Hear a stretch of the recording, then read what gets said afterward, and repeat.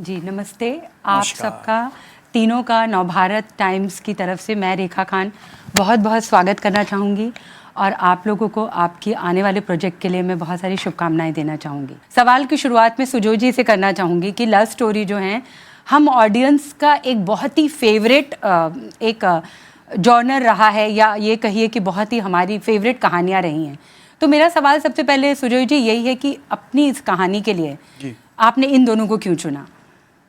क्योंकि जो किरदार मैंने लिखा ना, तो इन दोनों एकदम परफेक्ट फिट था उसके लिए। जी तो शुरू से मुझे मालूम था कि तमन्ना को हैज़ सम इंटरेस्ट और विजय तो अपना घर का आदमी है। फिर भी once I finished my script, हम इन दोनों के पास गए, स्क्रिप्ट दिखाए, इनको पसंद आया and that's how it happened, as simple as that. लेकिन इम्पॉर्टेंट थिंग इज़ कि इन दोनों एकदम परफेक्ट फिट था वो कैरेक्टर्स के लिए, and that was extremely important for me, and that's how it happened. जी। तमन्ना और विजय, मैं आप दोनों से ये सवाल पूछना चाहूँगी कि हमारी सोसाइटी में हम देखते हैं कि सेक्स तो एक फॉरबिडन ही रहा है। हालांकि हम देखते हैं कि प्रकृति का केंद्र तो वही है, हम सब वहीं से जन्मे हैं, लेकिन एट द सेम टाइम उस पर हम बहुत ही, हमारे लिए वो टैबू है। और उस पे फीमेल की सेक्सुअलिटी वो तो अपने आप में मतलब एक अलग ही चीज़ हो जाती है। और लव स्टोरीज़ में हम देखते हैं कि जो फीमेल की जो सेक्सुअलिटी है या जो उसकी इच्छाएं हैं उस पर बात होती हैं। तो आपको क्या लगता है कि बदलते वक्त के साथ में इस पर कितना बदलाव आया है? आज औरतें अपनी सेक्सुअलिटी को लेकर के कितनी ज़्यादा मुखर हुई हैं, कितना कह पाती हैं? जब मैंने फिल्मों में काम करना शुरू किया था, मैंने अपने पेरेंट्स को बोला था कि मैं कुछ सीन्स नहीं करूँगी फिल्मों में, और उन्होंने मुझे मेरे अर्ली करियर में बहुत सपोर्ट किया कि मैं ऐसी फिल्में कर पाऊँ जो सब लोग फैमिली समेत देख पाएँ। पर जैसे जैसे वक्त गुजरता गया, हम आज हर किस्म की फिल्में देखते हैं जो सिर्फ लस्ट के इर्द गिर्द ना हो, नॉट जस्ट इंटीमेट सीन्स और that subject, but I do feel हम आज हर किस्म की फिल्म देख रहे हैं।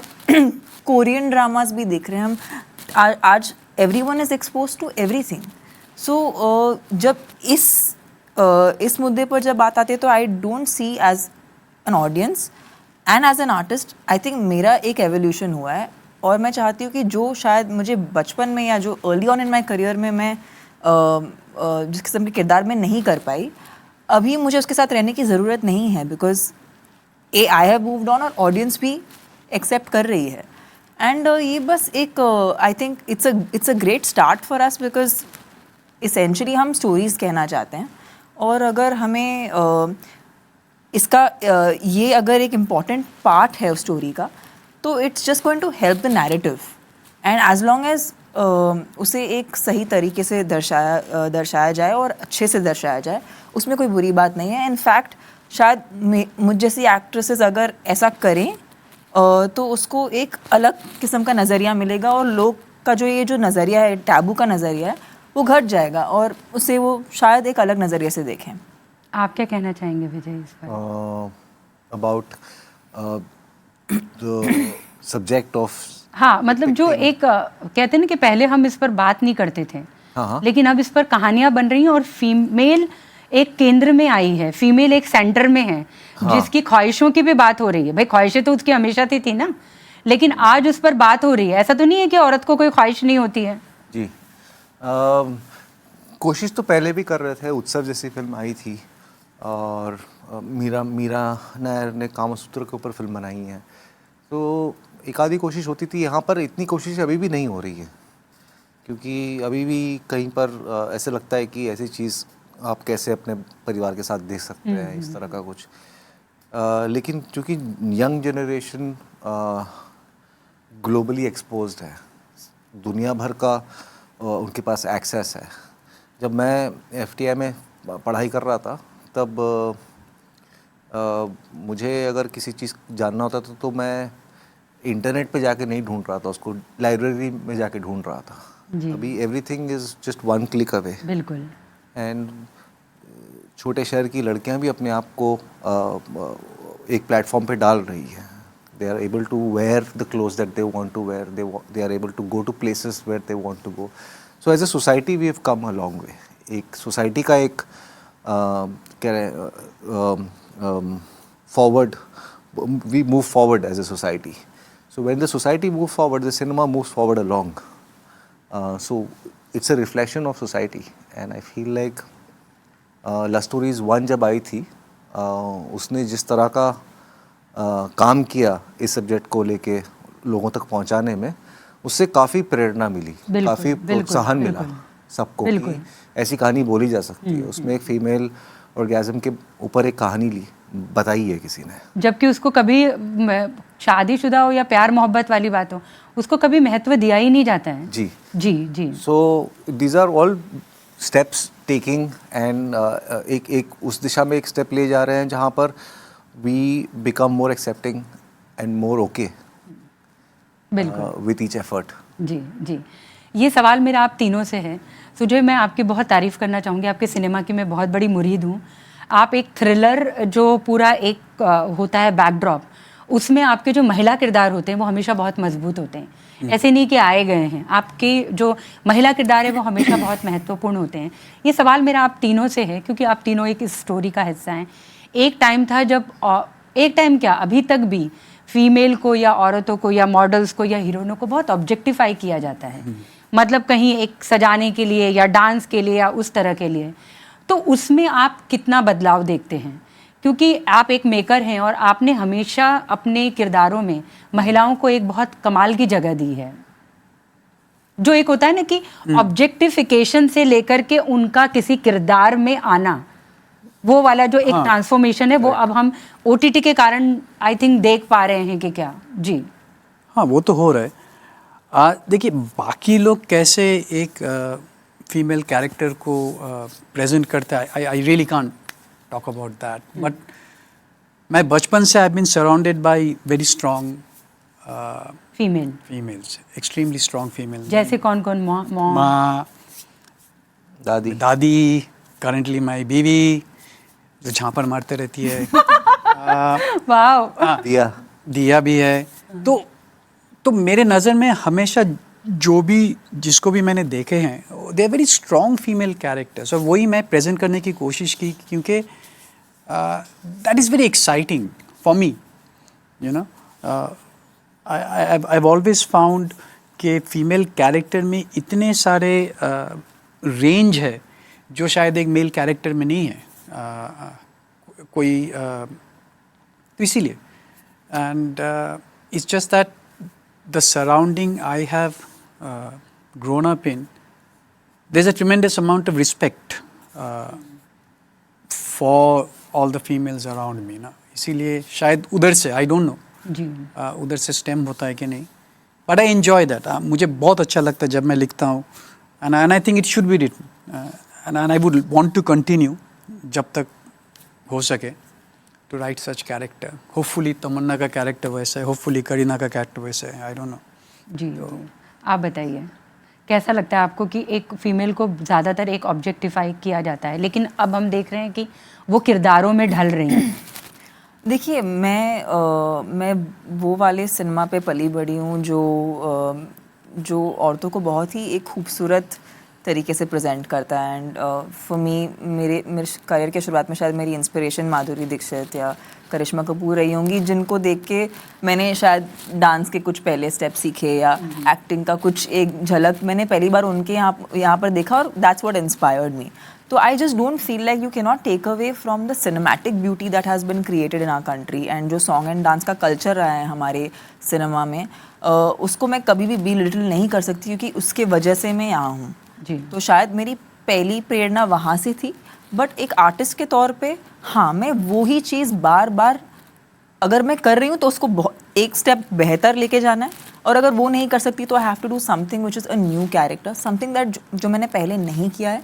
और ये एक्ट्रेसेस के लिए इम्पॉर्टेंट है क्योंकि इतनी कहानियाँ हैं जो हम कहना चाहते हैं, लेकिन एक तो उतनी लिखी नहीं जाती है. Wish there are more film makers like Sujoy sir जो एक फीमेल की नज़रिए से स्टोरीज़ लिखें, और एक कांस्टेंट खोज रहती है कि कब ऐसा एक पार्ट मिले जहाँ पर हम कुछ नया कर सकें.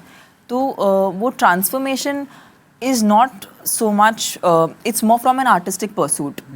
और शायद मैंने लव स्टोरीज करने का मेरा मेन मकसद ये था कि मेरे जहन में जो सारी hang-ups थी, हाँ, because I think I also grew up in a place where I don't think I would be comfortable watching certain scenes with my parents around or with my family, but कहीं ना कहीं I overgrew that and I ऐसा नहीं सोचती, तो मैं चाहती हूँ कि the way to go forward is do it yourself and then you pave the मतलब way। जिस तरह से आपकी सोच मैच्योर हुई है उस तरह से Yeah. आपके काम में वो झल के। बिल्कुल। जी जी, आप क्या कहेंगे इस बारे में? क्योंकि औरतें ही हमेशा सजती हैं, उन्हीं को सजाया वही, और वो रहता है कि तुमको सजना है। मतलब दूल्हे का तो कभी ऐसा नहीं होता कि वो ठीक है, बाकी ऐसा है कि तुम ये मांग लगाओ वो लगा।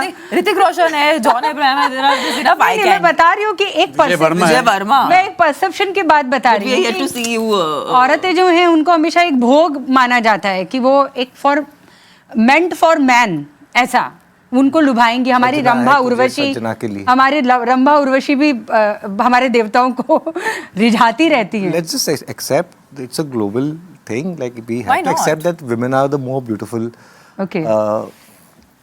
gender on this planet. They just God has had that ji. bias towards them. I don't think men are that attractive. Ji. And so I feel like any kind of celebration of women, I am up for it. I will go and march in those celebrations because I feel like they need to be celebrated because I think they're superior in many ways. So I don't know. What was the question again? Sorry. नहीं, मेरा question वही था कि औरतों को हमेशा एक भोग की वस्तु माना जाता है, लेकिन I am very happy with, मैं बहुत ही प्रो हूँ लव स्टोरीज के कि वहाँ पे औरतों की बात भी हो रही है, उनको क्या चाहिए। जैसे कि लास्ट आपके फर्स्ट उसमें था कि एक ऑर्गेज्म की बात होती है हमारे वहाँ पर। मैं बहुत फीमेल सेंट्रिक स्टोरी करती हूँ। हम मैरिटल रेप और इसमें कितनी चीज़ें हम जानते हैं कि औरत की सेक्सुअल डिज़ायर तो कोई मायने ही नहीं रखती है। तो मेरा सवाल उसी से था कि कैसे, मतलब आपका जवाब मुझे मिल गया, वो अच्छा है। हाँ। जी, हम आगे बढ़ते हैं। मैं विजय आपसे जानना चाहूँगी, आप थिएटर आर्टिस्ट रहे और आपने एक बड़ी बहुत ही कमाल की जर्नी आपने जी है, और आपका ट्रांसफॉर्मेशन है वो एक प्रोजेक्ट दर प्रोजेक्ट एक निखरता आया है। अब आप एक एक्टर के तौर पर खुद को कितना मजबूत मानते हैं? रोल्स के मामले में, पे के मामले में आप अपनी कितनी बात मनवा पाते हैं? सक्सेस अपना काम कर रही है। दहाड़ में आपका काम बहुत अच्छा लगा मुझे, आपको पहले ही उसके लिए कॉन्ग्रेचुलेट करना चाहिए था, लेकिन मैंने यहाँ से शुरुआत की। बहुत ही कमाल का काम रहा है आपका। मुझे लग रहा था कि मैं अपना काम सालों से कर रहा था, अब सक्सेस अपना काम कर रही है। जी, तो उससे ये हो जाता है कि आपको पता चल जाता है कि अब आपके पास एक जनता है जो आपका काम पसंद करती है। तो even producers are also excited to work with you because आपकी एक ऑडियंस होती है। आपके लिए रोल लिखे जा रहे हैं? मेरे लिए रोल लिखे जा रहे हैं, ये रोल भी मेरे लिए लिखा गया था जी, दो actor. And the next one. हाँ, and the next one. And आपको आपके क्या कहते हैं उसको, आपके मन मुताबिक मेहनताना मिल रहा है? मन मुताबिक मेहनताना मिल रहा है। और मन मुताबिक मेहनताना, आई लाइक इट टाइटल। ऐसे ग्राफ थोड़ा सा ऐसे जा रहा है ऊपर। माशाल्लाह, तो सब कुछ उस हिसाब से अच्छा है। और मुझे आज़ादी जो मिल रही है अपने मनपसंद काम करने की, वो मैं बहुत एंजॉय कर रहा हूँ। माशाल्लाह। और उन डायरेक्टर्स के साथ और उन रोल्स में मैं अपने आप को देख पाता हूँ जो मैं पहले नहीं देख पाता था। तो ये सब हो रहा है। जी। एंड तमन्ना, आप अपने आप को एक एक्ट्रेस के तौर पर अभी कितना इवॉल्व पाती हैं?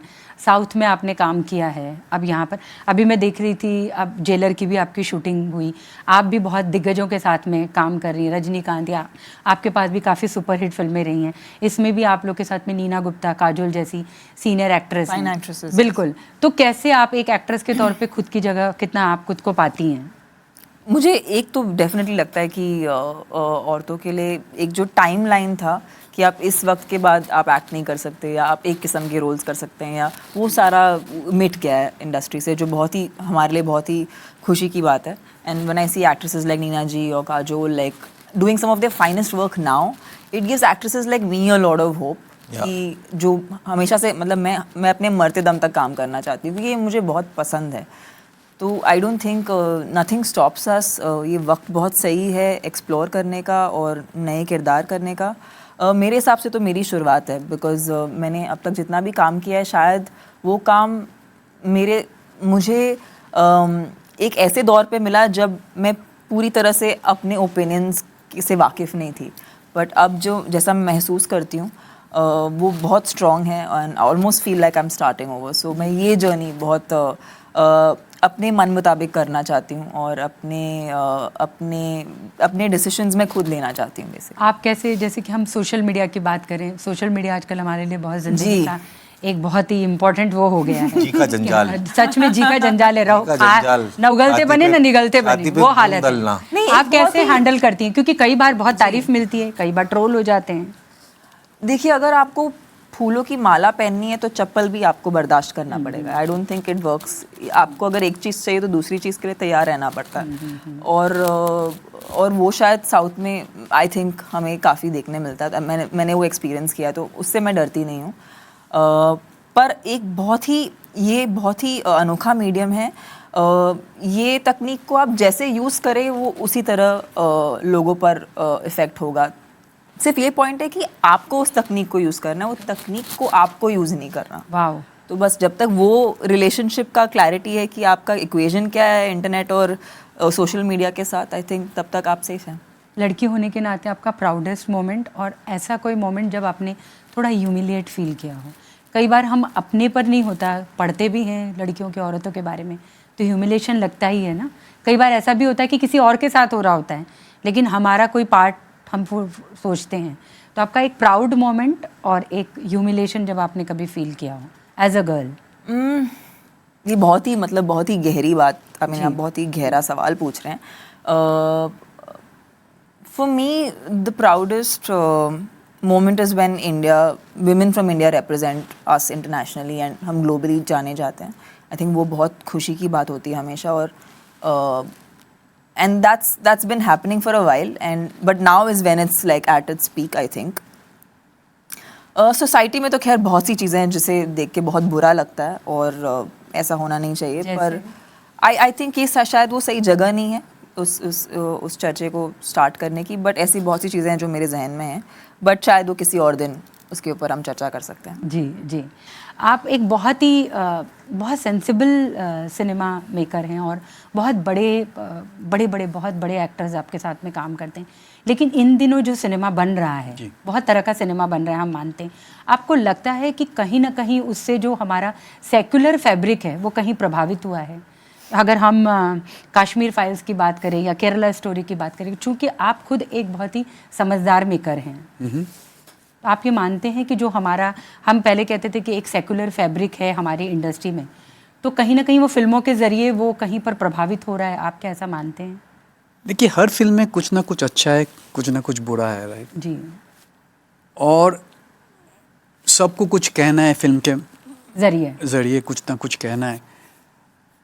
Now I can only take a stand through my films. मुझे जो कहना है मैं अपने फिल्म के माध्यम में कह सकता हूँ। किसी और को कुछ कहना है वो, लेकिन I think more important as an audience हम लोगों को डिसाइड करना है मुझे क्या बिलीव करना है, क्या नहीं करना है।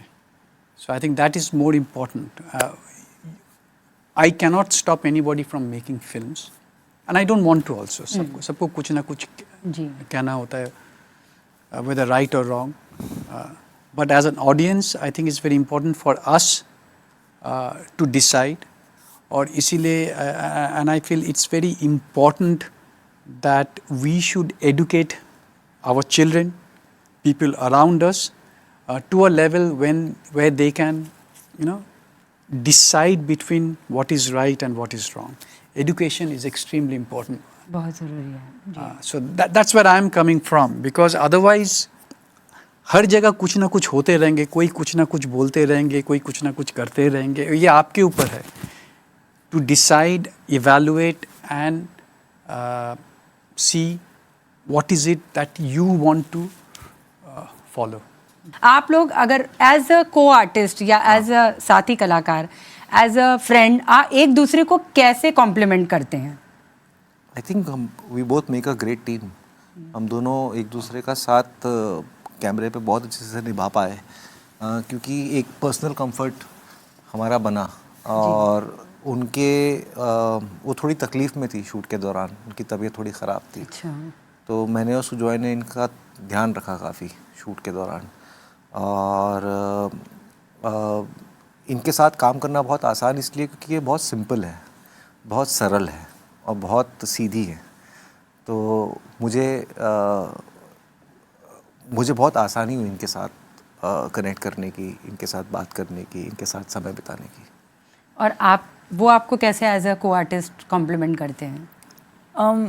मेरे लिए ये एक फ़िल्म बहुत ज़रूरी थी, क्योंकि जिस किस्म की इंटीमेसी इस फिल्म में की है मैंने अपने 17 साल के करियर में नहीं की है।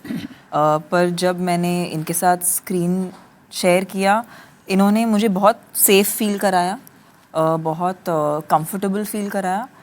और I think somewhere I could completely leave my guards down and just focus on what we had to play.